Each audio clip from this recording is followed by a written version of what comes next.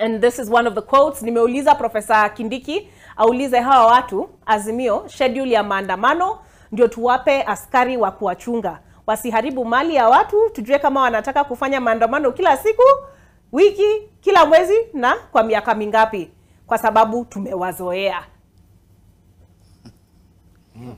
How does this read to you? Does it read a bit like mockery, Wakili? You see, there's also something that we need to tell the president, that he's now the leader of a nation.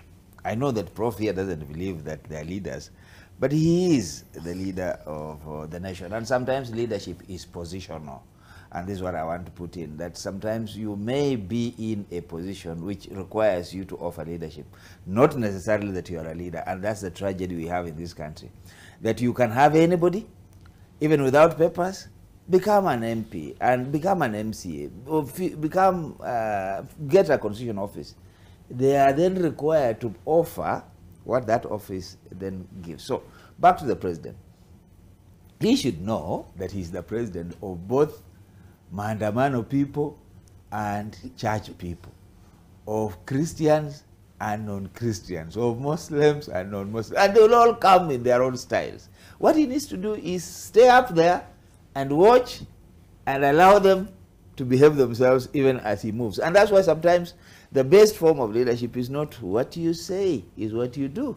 And that's why Kibako would sit there, look around, occasionally make statements that didn't make sense, but he got what he was doing right. So basically what we also want to encourage the president is to let his opponents also do what they know how to do best, which is to oppose, to raise issues.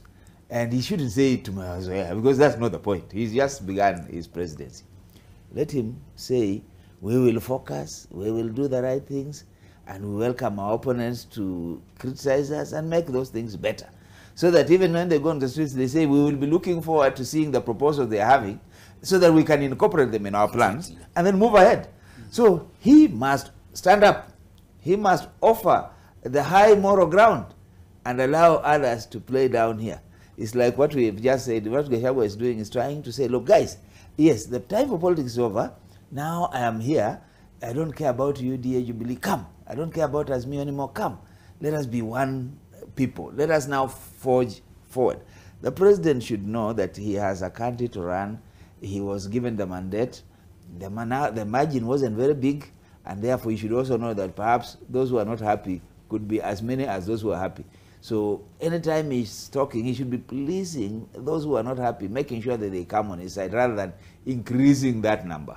That was my advice to him. We said earlier that who advises these leaders? Sometimes we come to the studio and we also offer advice. Whether they listen to or not, it doesn't matter. All right, Charles, what do you make of this statement? Nimeuliza Professor Kindiki aulize hawa watu schedule ya maandamano ndio tuwape askari ya kuwachunga, wasiharibu mali ya watu, tujue kama wanataka kufanya maandamano kila siku, wiki, kila mwezi au kwa miaka mingapi, kwa sababu tumewazoea. I think I want to associate myself with what Wakili has said, that President William Ruto now is the President of the Republic of Kenya. And I think he needs to look at how watu are his people. These are people who, to a large extent, might be actually jobless as we speak. Those people that are mobilized for some of these things don't have a job of work. There's a possibility there's even an inducement for you to be in the streets in the first instance. There's a possibility that there are those that will again join purely for purposes of getting an opportunity to do something illegal and maybe steal from people and do all those things. Those are serious possibilities that are out there.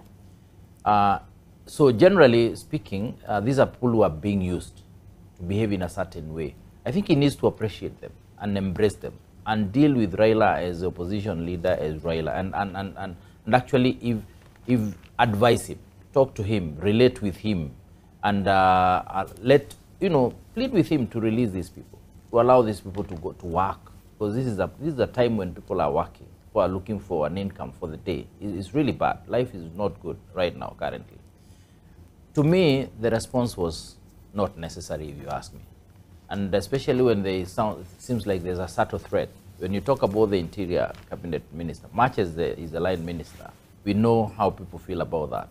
there was the other one that was there before, and you know, a lot of things were said about him and the things that were doing, what was happening around that ministry and all that. So I think, to me, the president knows that the Constitution in Article 37 provides for picketing, demonstration, like Wakili has said, and petitioning. That's a provision in the Constitution. And again, people who want to do that are guided, well guided on what needs to happen, how you need to notify who, where, and then proceed with whatever it is that you're doing. I think, to me, it should be more of advising Kenyans to avoid some of these things if you have to. Because I think, to me, if it was about throwing words out there, I think the deputy president was doing very well. And the president should have allowed the deputy president and maybe the prime cabinet secretary to deal with some of these situations, respond to what is being planned, explain to Kenyans why the cost of living is as it is, explain to Kenyans, like Prof had said, what is this GMO story, and what point do we start interacting with this GMO, and if it needs to happen.